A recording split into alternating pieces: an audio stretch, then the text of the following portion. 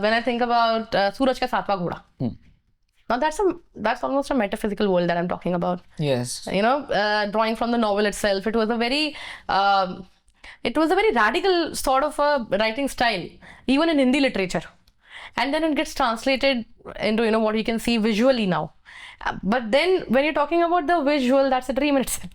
That's not the reality. A lot of it isn't, except the scenes, where they're sitting together, they're constructing, and a couple of others. Now, when you're designing a world like that, a dream, what reference do you draw from? Because, for us, a dream might not even exist, and there are no timelines. So, how do you work with that? I enjoyed that. But how did you research about it? I just enjoyed using my own imagination, visualized in my mind that if this was the scene, let him imagine, because this character is talking about, he's also in his storytelling, he's talking about this girl. He's also in his story, he's romancing her. And then in his story, he's talking about this woman with a cow. And then he's also going close to her, chasing her. Then he's also talking about another girl. So all this is happening. So it allowed me to kind of be a little free. And I enjoyed that. So then I kind of had a bit of a free kind of time and enjoyed that. Ma'am, when you were working on films like, say, Mujib, so at that time, when we're talking about period reconstruction, these women did not wear blouses, right? So when we are clothing them, how much do you think can we really have authorship over this? When do we talk about aesthetics? When do we talk about morality? Because I think costume design deals with both of these things. How do you, deal with these? I wanted very much to go totally realistic, and I wanted the women without blouses. But I realized that it would have been a problem. So I had to give the women blouses. Very much against my core. It was going against my heart. My heart was saying that don't do it. You have to keep it more realistic and keep them totally bare. But I was worried about what would happen with the, censors and what would happen later. And so I just said that I think maybe it'll be safer all round for us to just be a little more realistic. I mean, not realistic, let us be a little safer for the women and give them blouses. I do have a story for you. Okay. Yeah. During the shooting of Bo's the Forgotten Hero, if you want to know about costumes and weather. Okay. Because you're asking about the seasons. I mean, you haven't, but yes, you have, In a sense. Yeah, in a sense. I'll tell you what happened on one of my costumes. Sachin Khedekar was playing the role of Bose from, Bose the Forgotten Hero. He was playing Netaji Subhash Chandra Bose. And he was just incredible. Now there was a huge sequence where he was traveling. I think he was going to across the hills, mountains, supposed to go to Afghanistan.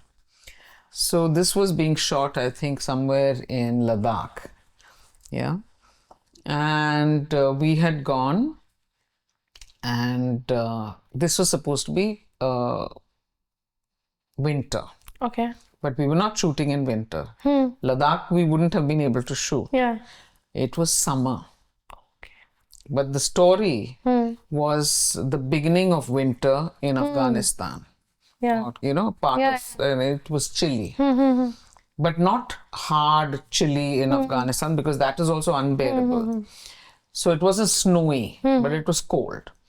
So here he was given clothes meant for cold weather, and Ladakh was hot because it's rocky. Yeah. So he was given clothes which were leather, fur, and stuff like that. Sachin was a hero, according to me. He was superb. He asked me, he said, Pia, what are you doing? So I said, please bear with me. It's just a matter of, you know, he said, okay, I'll do it. But this is what you need to do for me. So I said, okay, tell me anything, but just please bear with me because I need to get this look right. So he said, fine. I said, because historically, this is what he wore. Yeah, absolutely. You know, so I can't change it. So he said, okay, fine. If this is all the historically written material, everything is correct. I said, yes, it is correct. So he said, fine, we'll go with it. So I had, I think, a carton of banyans. Banyan, so waist. Vests, you know. So up to here, you know, the half sleeve ones. And we put him in 2 or 3 every time, just to absorb the sweat. They were being changed, you know, all the time. I can't remember actually if it was 1 or 2, but every take they were being changed. We had a carton full of them, you know, and they were being changed every shot, you know, because he was sweating so much. It was unbearable, poor chap. He really suffered. But he did it. That whole sequence, he did it. It was remarkable. And he pulled it off with such dedication. Yes. That you're sitting here narrating this story, because otherwise as the audience we might not even be able to understand. Correct. That, you know, how uncomfortable even the actor might be. Yeah. A lot of men might be involved in these professions. When I think about costume designing, a lot of us have that assumption that it's probably something that, you know, is very women-centric. The times are changing, of course, but still, I mean, it is going on. How is that collaborating? I mean, is it easier now than, you know, probably 35 years, or is it something that is still a struggle for us women? How does that work? Well, the film industry is quite a patriarchal space even today, even though there are lots of young female filmmakers and female producers. So that is increasing, and I'm very happy about that. But there is a crying need for a lot more women to be part of the industry. It feels so, you know, exciting to talk to you about this. What do you think through these years is something that is probably something that you would want to work on now? What do you think is something that's still left untouched? Have you left any fabric that you would probably want to employ now? Well, every day is a new day, and every day I feel I need to learn something new.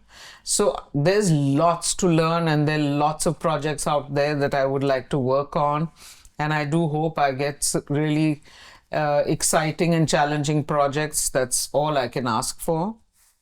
And I hope the universe is listening and people out there are listening, because I really do look forward to the very interesting and challenging projects out there to come towards me and to me, because there is lots of good work still left to be done by me, and that's all I can ask for, because I know I have it in me. Ma'am, talking about archives, when I specifically say the costumes, do you think that is still very underregarded? Because fabric as such is something that even decays. Stories are preserved, or sometimes, arguably films in themselves are preserved, but the costumes as artifacts in themselves are still something that we are probably struggling with. How is that working in the country right now? I agree with you. I have always wanted to have a huge space with costumes for easy rental for people. But the problem was space. I wanted something like Angels in Bombay. You know of Angels, no? I think it would be better if you tell us more about it. Okay. Angels is a wonderful place where you get costumes on rental, which is, I think, 3 floors Okay. of all kinds of costumes, which is period, present day, and things like that. So, of course. And they're often used in films. Oh, absolutely. Yeah. And theatre and Okay. opera and stuff like that. So they have all kinds of costumes and artifacts. And so you have wigs and moustaches, beards and footwear and spectacles and every possible thing, watches and chains and rings and all kinds of jewelry. And you just have to think and it's there, Wow. you know. But it's an investment of, I mean, you're going back a long time of investment, which is just a collection and more of a collection, you know. So you can't do it overnight. Absolutely not. It's been going on for a long time.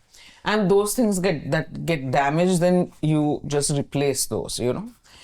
And so people rent out from there, but it's expensive. It's not cheap.